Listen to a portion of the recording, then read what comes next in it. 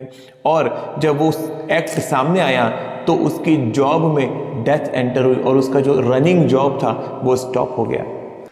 Praise the Lord everyone, मैं सुमित छाबड़ा आप सबका स्वागत करता हूं परमेश्वर की हजूरी में और अपने चैनल पर। आइए आज के वचन में हम आगे बढ़ें। रोमियो की पुस्तक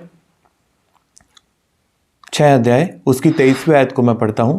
क्योंकि पाप की मजदूरी तो मृत्यु है, परंतु परमेश्वर का वरदान हमारे प्रभु मसीह यीशु में अनंत जीवन है। आमीन। परमेश्वर के वचन में लिखा कि पाप की जो मजदूरी है वो मृत्यु है। अब ये ज़रूरी नहीं है कि जो व्यक्ति पाप करे उसे फिजिकल डेथ आ जाए तुरंत। मृत्यु कई तरह की होती है।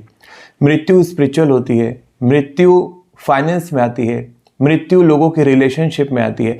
लेकिन ये कन्फर्म है कि पाप अगर आपके जीवन में है तो उसके कंसीक्वेंसेस आपके लाइफ के अलग अलग हिस्सों में आपको देखने के लिए ज़रूर मिलेंगे। कोई कोई कंपनी होती है जो कि डेली वेजेस पे मजदूरी देती है। सुबह आदमी काम करता है, शाम को अपनी मजदूरी ले लेता है।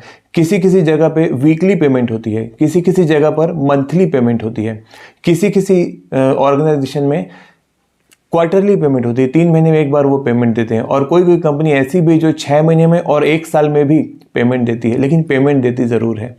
तो अगर आपके जीवन में परमेश्वर का वचन टूट रहा है, अगर आपके जीवन में पाप है, अगर आपके जीवन में अधर्म है, अगर आप अधर्मी जीवन जी रहे हैं तो उसके कंसीक्वेंसेस आएंगे। भले वो देर से आए, वो जल्दी आए, वो परमेश्वर जानता है, लेकिन वो आएंगे ज़रूर। ये कन्फर्म है, इसमें डाउट नहीं है। मैं आपको अपने जीवन की एक गवाही बताता हूँ। 2006 की बात है।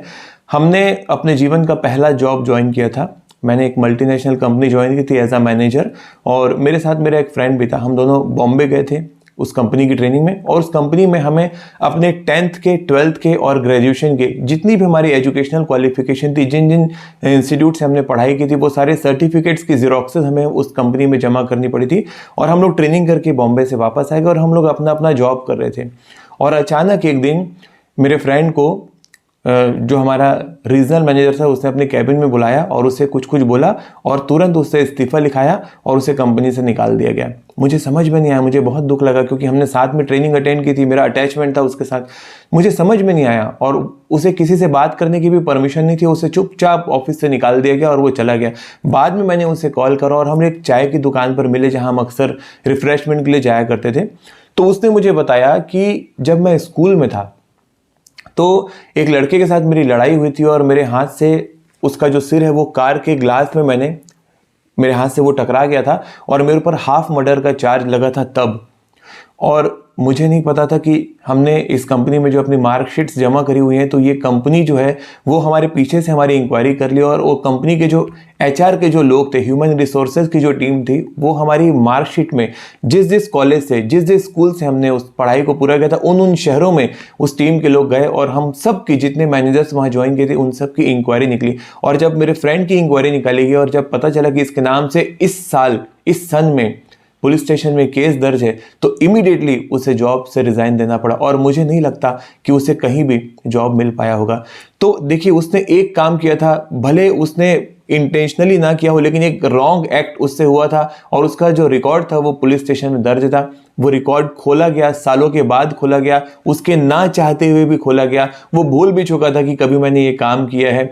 और जब वो एक्ट सामने आया तो उसकी जॉब में डेथ एंटर हुई और उसका जो रनिंग जॉब था वो स्टॉप हो गया। उसे अपना जॉब छोड़ना पड़ा।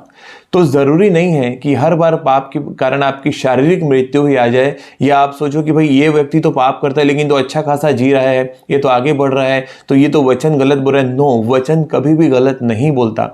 परमेश्वर के वचन में लिखा, आकाश और पृथ्वी का टल जाना सहज है, परंतु मेरी व्यवस्था की पुस्तक की एक भी बात पूरी हुए बिना नहीं रह सकती। इसलिए आप परमेश्वर के अनुग्रह में बढ़ें, पाप अपने स्वभाव में मत आने दें, क्योंकि पाप की मजदूरी मृत्यु है। अगर पाप आपके जीवन में होगा, आपके रिलेशनशिप में, चाहे वो हस्बैंड वाइफ का रिलेशनशिप हो, आपके बिजनेस में, आपके फाइनेंस में, आपको कंसीक्वेंसेस देखने पड़ेंगे ही पड़ेंगे। इसमें कोई इफ या बट नहीं है।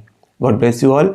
मैं परमेश्वर से प्रार्थना करता हूँ आज का वचन पवित्र आत्मा आपको प्रकाशित करे और आप इस वचन को पूरा कर सकें। आइए हम प्रार्थना में जाएं। खुदा बाप, मैं आपका धन्यवाद देता हूँ आज के इस आशीषित वचन के लिए मैं प्रार्थना करता हूँ परमेश्वर, तो हर एक सुनने वाला इस वचन से आशीषित हो प्रभु, जिनके जीवन में किसी भी प्रकार से पाप प्रभुता न करने पाए परमेश्वर पिता, बल्कि मसीह यीशु में जो कि आपके वचन मिलकर अनंत जीवन है वो इन्हें मिलने पाए मेरे सामर्थ्य परमेश्वर। सारी अंधकार की ताकतों को, सारी शैतानी युक्तियों को मैं इनके जीवन से प्रभु यीशु के सामर्थ्य नाम से कैंसिल करता हूँ परमेश्वर पिता। सारी महिमा मैं आपके अनोखे अद्भुत नाम को समर्पित करता हूँ मेरे सामर्थ्य पिता, और धन्यवाद के साथ मैं प्रार्थना प्रभु यीशु नासरी के सामर्थ्य नाम से मांगता हूँ, आमीन आमीन। God bless you all. मैं मिलता हूँ अपने अगली वीडियो में। परमेश्वर आप सबके साथ रहे।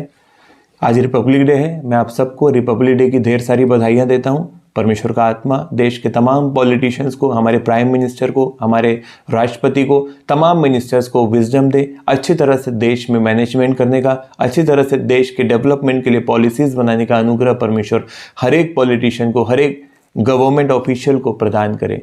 परमेश्वर हमारे देश को आशीषित करे। इस प्रार्थना के साथ गॉड ब्लेस यू ऑल। जय मसीह की।